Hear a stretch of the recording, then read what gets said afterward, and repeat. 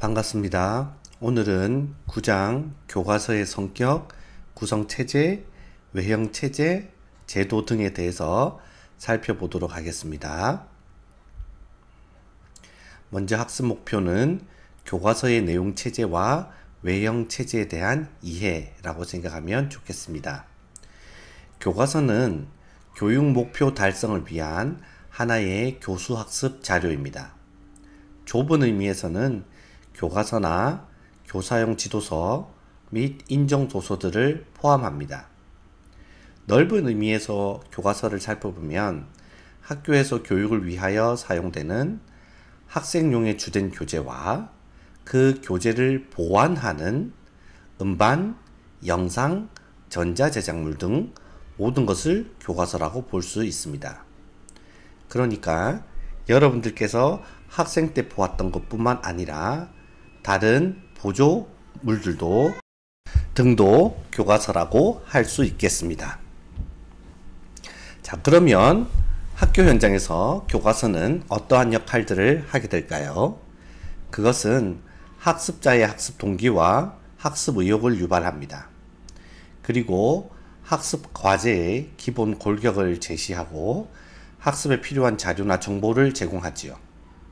교과서에 보면 순서에 따라서 공부를 할 수 있도록 학습 방법이나 학습 순서, 학습 절차 등이 제시되어 있고 그것에 따라서 학생들이 암기해야 될 내용들이 암시되어 있기도 합니다. 학습자가 연습과 학습 결과를 정리할 수 있는 정리 코너나 연습 문제 코너들도 있고요. 또 학생뿐만 아니라 교사 역시 교과서에 따라서 학습을 진행할 수 있는 나침판 역할을 한다고 볼 수 있겠습니다. 교과서의 유형과 기능을 보면 교과서가 정보를 제공하는 형태의 교과서도 있고 교과서 안에 연습 문제나 탐구 과제가 제시되어 있는 형태도 있고 이 두 가지가 절충되어 있는 형태도 있습니다. 교과서의 내용 구성 체제를 보면 먼저 교과서의 구성 방향인데요. 교육 과정의 정신을 충실히 반영하는 교과서입니다. 여기가 아주 중요합니다. 교육 과정의 정신을 충실히 반영해야 한다는 것입니다. 그리고 자기주도적인 학습 교재로서의 교과서, 학습 자료로서의 교과서, 여기도 아주 중요합니다. 학습 자료로서 교과서가 역할을 하게 됩니다.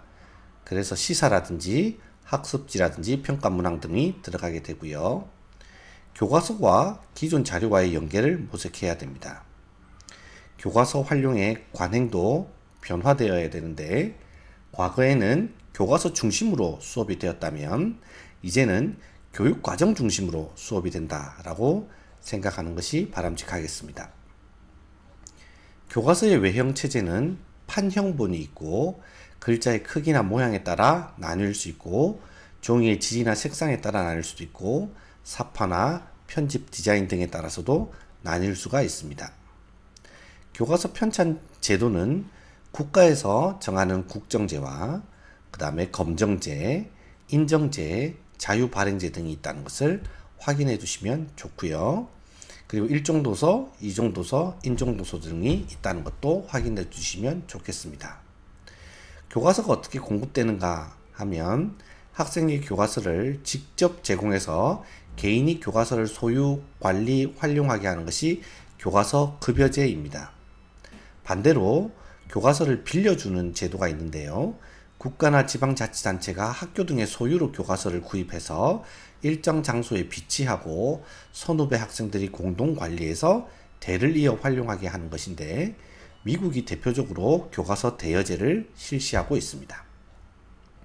좋은 교과서란 교육과정의 정신을 반영하는 교과서입니다. 이 부분이 아주 중요합니다. 교육과정의 정신을 교육과정의 정신을 반영해야 됩니다. 가장 중요한 것은 교육과정이 반영되어 있는 교과서가 가장 중요합니다. 그래서 교육과정에 제시되어 있는 목표, 내용, 교수학습 방법, 평가를 반영하는 교과서가 되어야 되고 수요자 중심의 교과서, 쉽고 재미있는 교과서, 미래사회 삶을 준비하는 교과서 등이 되어야 할 것입니다. 다음으로 디지털 교과서인데요. 디지털 교과서는 우리가 일반적으로 보는 종이책, 종이 서책 외에 소리, 동영상, 애니메이션, 가상현실 등과 같은 멀티미디어 학습 자료와 데이터베이스로 연계되어서 교과서 이외의 자료로 접근이 용이한 교과서를 의미합니다. 앞으로 임용고사에 만약 교과서 파트가 나오게 된다면 다른 부분보다는 디지털 교과서가 등장하게 될 확률이 매우 높기 때문에 교과서 파트에서는 디지털 교과서를 눈여겨 봐두시기를 바라겠습니다. 이상으로 교과서에 대한 내용을 모두 마치도록 하겠습니다.